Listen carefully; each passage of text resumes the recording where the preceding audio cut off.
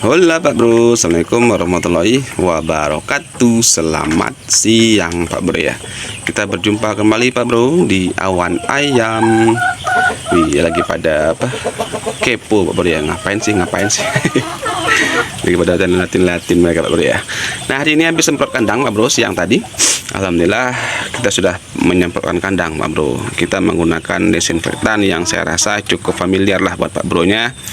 Itu menggunakan Baiklin Pak Bro ya. Jadi Baiklin ini sangat cocok buat Pak Bro nya untuk menjaga agar ayam-ayam kita itu terhindar yang namanya sakit penyakit ataupun virus-virus yang membandel Pak Bro ya.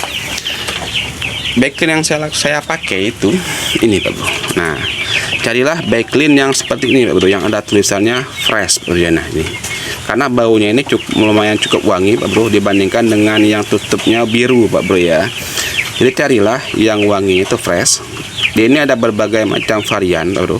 Ada yang wangi jeruk, ada yang juga wangi lemon kalau saya nggak salah ya. Satu lagi itu fresh Pak Bro. Ini wangi Pak Bro dibandingkan dengan jeruk, ini lebih wangi Pak Bro. Karena segar-segar gitu Pak Bro ya. Dibandingkan dengan Baiklin yang tutupnya biru itu lumayan cukup kencang Pak Bro ya.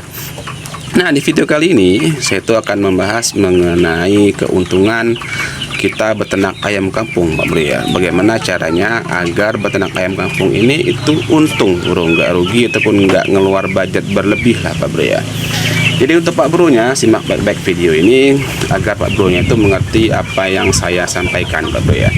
Jadi untuk pertama, sebelum Pak Bro nya itu beternak ayam kampung, hal yang pertama kali yang harus Pak Bro lakukan itu adalah riset harga pasar ataupun survei lah sekiranya ayam-ayam mana yang laku Pak Bro ataupun yang dicari oleh peternak yang dicari oleh petengkulak ayam ataupun penjual-penjual ayam Pak Bro ya. Karena banyak berbeda daerah, berbeda pula Pak Bro ya. Ayam-ayam apa yang mereka senangi Pak Bro. Contohnya di daerah saya ini ayam ulu lumayan cukup banyak Pak Bro. Cukup banyak peminat, cukup banyak dicari sekarang ini Pak Bro ya, dibandingkan dengan ayam rawang. Kalau ayam rawang memang cocoknya itu digunakan ataupun dijual di UC-nya Pak Bro. Nanti keluarnya itu pada saat hari-hari besar. Nah, rawang itu bakal banyak keluar Pak Bro. Terus langkah selanjutnya yang harus Pak Bro lakukan itu adalah mengendalikan yang namanya itu penyakit yang mematikan buat ayam kita Pak Bro. Jadi peternak ayam kampung ini jangan serta-merta memikirkan keuntungan dulu Pak Bro. Jadi yang harus Pak Bro lakukan itu adalah tentunya menjaga agar ini si induk ini tuh bertelur tiap hari Pak Bro ya. Biar mereka ini asupan gizinya tercukupi, terus jantannya pun kita kasih makanan-makanan yang bisa menjaga agar telurnya itu fertil Pak Bro ya. Jadi telur fertil pun berpengaruh dalam keuntungan Pak Bro nya. Kalau semisalnya anggaplah kita itu beternak 10 ekor, per minggunya mendapatkan sekitar 50 butir ataupun 40 butir. Setengahnya nggak fertil, ya otomatis kita pun merugi Pak Bro. Ruginya di mana sih Bang? Kita sudah mengeluarkan pakan per hari Pak Bro ya. Terus juga kita rawat Pak Bro, kita kasih vitamin, ternyata yang menetasnya itu adalah 50% nya Pak Bro. Untuk keuntungan penetasan itu usahakanlah paling rendah itu di 60% Pak Bro. 60% itu untungnya tipis sekali Pak Bro ya. Kalau mau untung memang di angka 70 sampai dengan 90% Pak Bro. Itu yang harus Pak Bro lakukan agar bisa untung Pak Bro. Terus selanjutnya yang harus Pak Bro kejar agar bisa untung itu adalah tentunya di pakan Pak Bro. Nah, di pakan ini kan banyak sekali Pak Bro ya. Banyak sekali yang mengatakan ternak ayam kampung itu rugi, keluar pakan terus tapi hasilnya nggak ada, terus harga ayamnya murah. Itu saling berkaitan Pak Bro. Makanya kenapa saya bilang dari awal kalau mau beternak ayam kampung itu pertama itu riset pasar, yang kedua itu adalah di pengendalian penyakit dan kematian.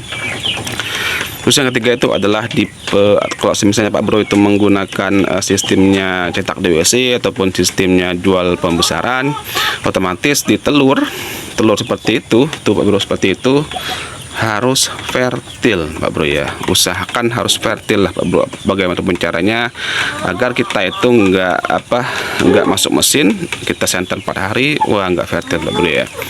Walaupun bisa kita jual dengan harga telur ayam kampung Pak Bro, tapi kan lebih enak itu kita sudah masuk mesin tetas harus kita jadikan telur fertil Pak Bro ya. Makanya untuk Pak Bro-nya itu ternak ayam kampung itu harus bisa menjaga agar keuntungan itu bisa kita dapatkan banyak Pak Bro, tapi meminimalisir yang namanya itu kematian dan juga menjaga agar pakan kita itu nggak tekor Pak Bro ya. Ini mardi kita Pak Bro, alhamdulillah Pak Bro ya, produksinya pun cukup baik Pak Bro. Ini lagi makan telur pula Pak Bro ya. Tuh Pak Bro, nah Pak Bro lagi makan telur, keinjak kayaknya Pak Bro ya.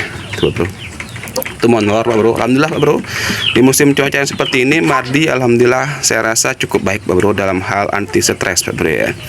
Jadi nggak terlalu stres pula aja Pak Bro dibandingkan dengan merawak di musim sekarang ini. Mardi ini produksinya pun per hari itu di antara mungkin 50% lah Pak Bro ya. Dari 3 betina ini yang betelor itu sekitar 1 Pak Bro per harinya, itu nggak ada yang zong. Pokoknya 1 ataupun 2 butir lah, 3 butir mungkin Pak Bro, kalau misalnya pas kebetulan nelor sekaligus. Ini ayam bagus Pak Bro, boleh Pak Bro ternak di rumah. Kalau misalnya mau berternak silakan Pak Bro. Ini tipikal ayam kampung yang memang bulunya tipis Pak Bro, disukai oleh oleh tengkulak Pak Bro. Warna dagingnya pun nggak putih seperti ayam broiler, dagingnya itu ke merah-merahan Pak Bro ya. Oke lah Pak Bro, mungkin sedikit masukan untuk Pak Bro nya untuk peternak ayam kampung. Yang pertama itu adalah riset pasar dulu. Yang kedua itu adalah menjaga agar ayam Pak Bro nya tetap sehat Pak Bro, nggak ada kematian. Yang ketiga itu adalah menjaga telur agar tetap fertil Pak Bro ya. Itu PR Pak Bro, PR untuk Pak Bro nya agar bisa mencari keuntungan di pembesaran ataupun di DOC Pak Bro ya.